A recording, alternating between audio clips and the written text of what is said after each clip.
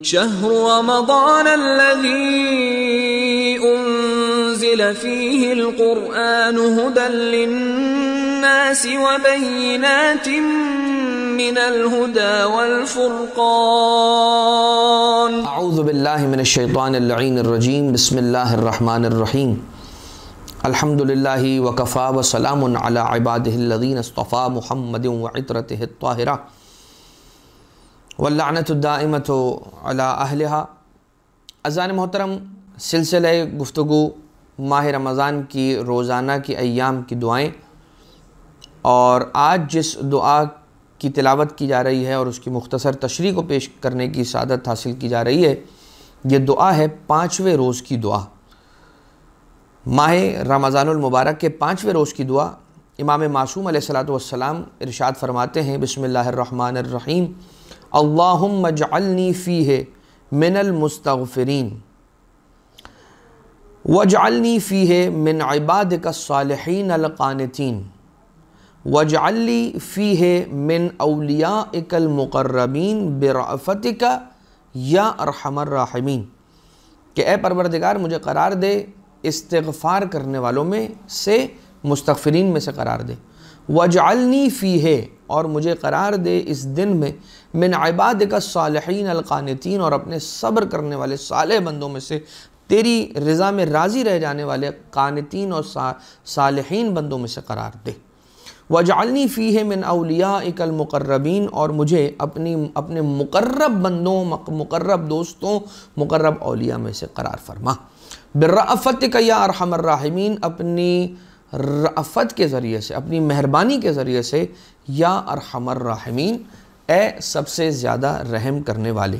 اس دعا کی تلاوت کا ثواب یوں روایت میں بیان ہوا کہ من دعا بہی اعطیا فی جنت المأوى الف قصعۃ الف لون من الطعام.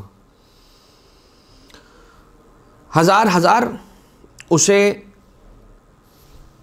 محلات ملیں گے جنت میں، اور طعام کے 1000 الگ الگ قسم کی انواع، 1000 الگ الگ کلر کے، 1000 الگ الگ من الالوان، 1000 الگ الگ کلر کے اسے کھانے ملیں گے.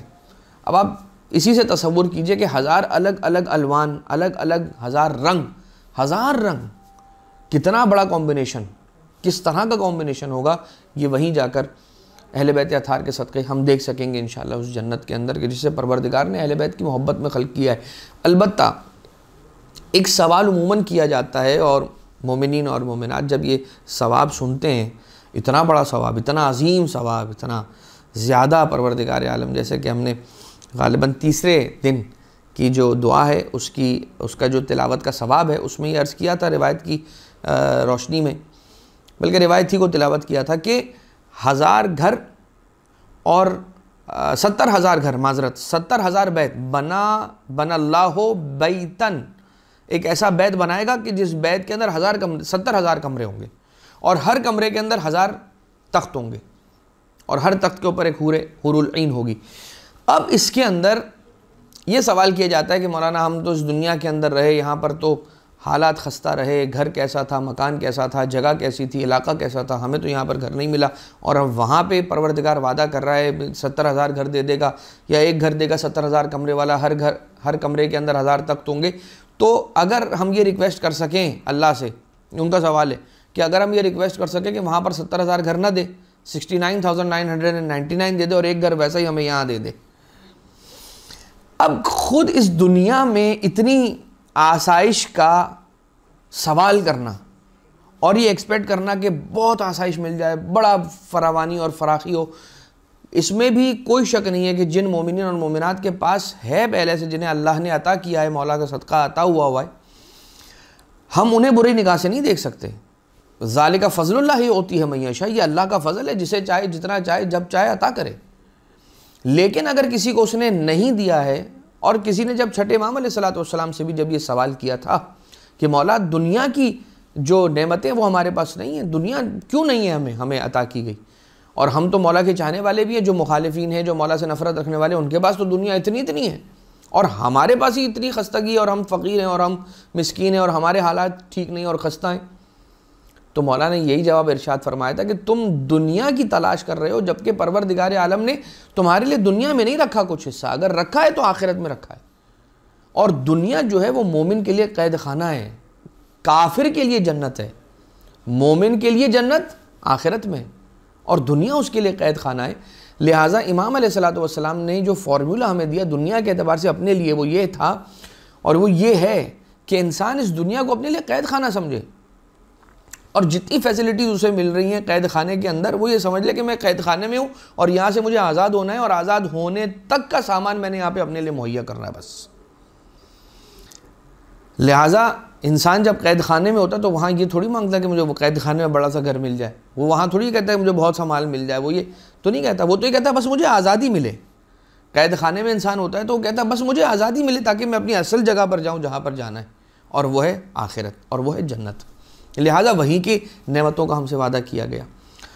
لہٰذا اس سوال کا یہ جواب ہم نے مختصر ترین انداز میں دینے کی کوشش کی ہے. لہٰذا آج کے دن کی دعا کا یہ ثواب ہے کہ پروردگار عالم اسے ہزار محل عطا فرماتا ہے، قصر عنایت فرماتا ہے، اور 1000 مختلف رنگوں کے کھانے پروردگار اسے عطا کرے گا. دعا کا پہلا جملہ کیا ہے؟ بسم اللہ الرحمن الرحیم، اللہم اجعلنی فیہ من المستغفرین، بار الہ مجھے استغفار کرنے والوں میں سے قرار فرما. امام علیہ السلام سرکار امیر کائنات حلال مشکلات مولا امیر المومنین علیہ الصلوۃ والسلام غرر الحکم و درر الکلم کے اندر پیج 195 پر یہ حدیث موجود ہے کہ مولا کائنات علیہ السلام نے ارشاد فرمایا کہ من استغفر اللہ اصاب المغفرہ، کہ جو پروردگار عالم سے خدا سے مغفرت طلب کرتا ہے وہ مغفرت کو پا لیتا ہے. یعنی جو استغفار کرتا ہے، جو طلب مغفرت کرتا ہے، وہ مغفرت حاصل کر لیتا ہے. اور رسول اللہ صلی اللہ علیہ وآلہ وسلم نے ارشاد فرمایا لِكُلِّ شَيْءٍ دَوَاءٌ وَدَوَاءُ الذُّنُوبِ الاستغفار. ہر چیز کے لیے لِكُلِّ دَاءٍ دَوَاءٌ، اس طرح سے لِكُلِّ شَيْءٍ دَوَاءٌ، ہر چیز کی، ہر بیماری کی ایک دوا ہے. ہر بیماری کی، ہر مرض کی ایک دوا ہے، اور گناہوں کی اور ذنوب کی جو دوا ہے وہ ہے استغفار. 70 مرتبہ استغفر اللہ کی تلاوت کرنا، 100 مرتبہ استغفر اللہ کی تلاوت کرنا، ہر وقت جب تک انسان کے لیے ممکن ہو، جب اپنی زبان کو استغفار کے اندر مزین اور معطر رکھے اپنی زبان کو. اس لیے کہ اگر کوئی شخص گنہگار نہیں بھی ہے تب بھی وہ استغفار سے تو فرار نہیں کر سکتا، اس لیے کہ استغفار جو ہے وہ خود اپنی ذات کے اندر ایک مستقل عبادت ہے. کیونکہ قرآن کریم کی آیت ہے کہ بسم اللہ الرحمن الرحیم استغفروا ربکم انہ کان غفارا یرسل السماء علیکم مدرارا ویمددکم باموال وبنین. استغفار کرو، اپنے رب کی بارگاہ میں استغفار کرو، استغفر اللہ ربی واتوب الیہ پڑھو، انہ کان غفارا، اور وہ مغفرت عطا کرنے والا ہے. یرسل السماء علیکم مدرارا، تمہارے سر پہ آسمان بادل کو سایہ فگن کرے گا کہ جو آ کے تم پر موسلادھار اور مسلسل رحمت کو، مدرارا مسلسل نان سٹاپ تم پر اپنی رحمت کو نازل کرے گا. وَيُمْدِدْكُمْ بِأَمْوَالٍ وَبَنِينَ، اور پروردگار تمہیں مال بھی عطا کرے گا اور تمہیں اولاد بھی عطا کرے گا. یہ استغفار کا صدقہ ہے. یہ استغفار کی تاثیر ہے کہ اگر کوئی استغفار کرتا ہے تو اسے مال بھی کثرت کے ساتھ ملتا ہے، اور اسے بیٹے بھی کثرت کے ساتھ ملتے ہیں، اور اس پر اللہ کی رحمت کا بادل آ کے سایہ کرتا ہے اور رحمت کی موسلا دھار بارش کر دیتا ہے ان گنت انداز میں. اور ایک روایت ہے کہ جس میں امام معصوم علیہ السلام ارشاد فرماتے ہیں کہ جب چھٹے امام علیہ السلام ارشاد فرماتے ہیں کہ جب کبھی خدا نخواستہ تمہارا ایسا ہو کہ جب کبھی تمہارے رزق میں سستی دیکھو کہ سلو ہو رہا ہے، بطیء ہو چکا ہے، تو استغفار پڑھنا شروع کر دیا کرو. استغفر اللہ ربی واتوب الیہ کثرت کے ساتھ پڑھنا شروع کرو. ربی ابن صحیح یہ کہتے ہیں، ایک واقعہ ہے کہ ایک شخص حسن بصری کے پاس آیا اور اس نے خوش سالی کی شکایت کی. اب حسن بصری نے یہ کہا کہ استغفار کرو، خدا سے طلب مغفرت کرو. دوسرا شخص آیا، اس نے آ کے سوال کیا، اس سے بھی یہ کہا گیا کہ استغفار کرو. اچھا، یہ واقعہ صرف حسن بصری کا ایسا نہیں، امام معصوم علیہ السلام کے پاس ایک شخص آیا، مولا کائنات علیہ السلام کے پاس ایک شخص آیا اور آ کر اس نے اپنے اولاد کی شکایت کی کہ اولاد نہیں ہے. مولا نے کہا کہ استغفار کرو. مال کی شکایت لے کر ایک دوسرا شخص آیا, اس سے بھی مولا نے یہی کہا استغفار کرو. کسی کے یہاں پر کھیت کھلیان اجڑ چکے تھے تو مولا نے کہا کہ جاؤ اور استغفار کرو. کسی نے کہا کہ ہمارے یہاں پہ بارش نہیں ہو رہی, مولا نے فرمایا کہ جاؤ استغفار کرو. اور خوف ہے استغفار کرو, مال نہیں ہے استغفار کرو, اولاد نہیں ہے استغفار کرو, رحمت نہیں ہے استغفار کرو, بارش نہیں ہو رہی استغفار کرو, فلاں نعمت نہیں ہے استغفار کرو. تو ایک سوال کرنے والے سائل نے یہ پوچھا کہ مولا سوال الگ الگ جواب ایک ہی, استغفار کرو. تو آقا نے یہی آیت تلاوت فرمائی تھی, اور اس آیت کو تلاوت فرما کے مولا نے ارشاد فرمایا تھا کہ کیا تم نے وہ آیت نہیں پڑھی قرآن کی اس میں رب ذوالجلال یہ کہتا ہے استغفروا ربکم انہ کان غفارا یرسل السماء علیکم مدرارا وَيُمْدِدْكُمْ بِأَمْوَالٍ وَبَنِينَ. لہٰذا یہ استغفار ایک ایسی عبادت ہے مستقل کہ جو صرف گنہگار نہیں بلکہ اللہ کے جتنے بندے ہیں ان سب کو انجام دینے کا, بجا لانے کا یہ حکم دیا ہے پروردگار عالم نے. تو یہ جملہ ہے اللہم اجعلنی فیہ من المستغفرین, اس دن میں مجھے استغفار کرنے والوں میں سے قرار دے. وَاجْعَلْنِي فیہ, اس دن میں مجھے من عبادک الصالحین القانتین, کہ اے پروردگار مجھے آج کے دن اپنے ان لوگوں میں سے قرار دے کہ جو تیرے صالح بندے ہیں اور جو تیری رضا میں راضی رہنے والے لوگ ہیں. تیرے صالح بندے تو ہیں لیکن تیری رضا میں راضی نہیں رہتے. پروردگار مجھے ایسا بنا دے کہ میں تیری رضاؤں میں بھی راضی رہوں, جو تیرا حکم ہے اس کو انجام دوں, جو تو چاہتا ہے ویسا کروں, تیرے احکام کے اندر نکتہ چینی نہ کروں, تو نے جیسا کہا ہے من ان اسے انجام دے دوں. وَاجْعَلْنِي فِيهِ مِنْ أَوْلِيَائِكَ الْمُقَرَّبِينَ, اپنے خاص اولیاء بندوں میں سے جو کہ مقرب بندے تیرے ان میں سے مجھے قرار فرما. بِرَأْفَتِكَ یا ارحم الراحمین, تجھے تیری مہربانی کا صدقہ کہ اے سب سے زیادہ رحم کرنے والے رأفت. مولا رضا علیہ السلام کے القاب میں سے ایک لقب یہ ہے امام الرؤوف, کہ جو مہربان امام ہے. کسی نے سوال کیا تھا چھٹے امام علیہ السلام سے, امام موسیٰ, امام محمد تقی, امام معصوم علیہ السلام سے غالباً یہ سوال ہوا تھا کہ کیا وجہ ہے کہ امام رضا علیہ السلام کو رؤوف کا لقب دیا گیا, باقی سارے امام بھی تو رؤوف ہیں, مہربان ہیں. تو جواب یہ دیا گیا کہ سارے امام رؤوف ہیں مگر مولا رضا علیہ السلام کی رأفت حسی ہے, محسوس ہوتی ہے, حسی ہے.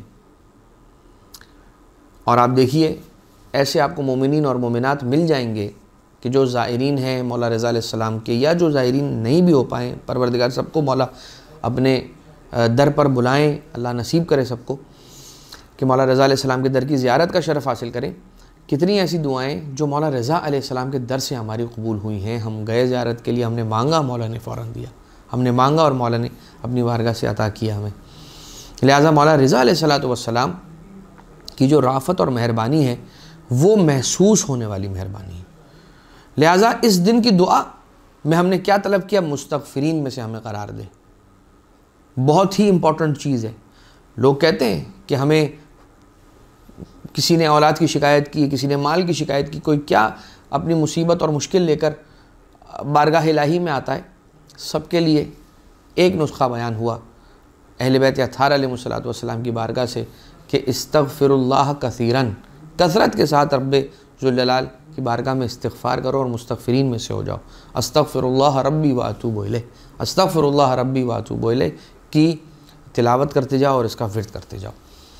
اس دعا کے ساتھ کہ پروردگار ہمارے روزوں کو, ہماری عبادتوں کو, ہماری مناجات کو, ہماری دعاؤں کو اپنی بارگاہ سے قبول و منظور فرمائے اور ہمیں ایسا بنا دے کہ جیسا ہم دیکھنا چاہتے ہیں, ہمارے مولا, ہمارے صاحب ہمیں دیکھنا چاہتے ہیں.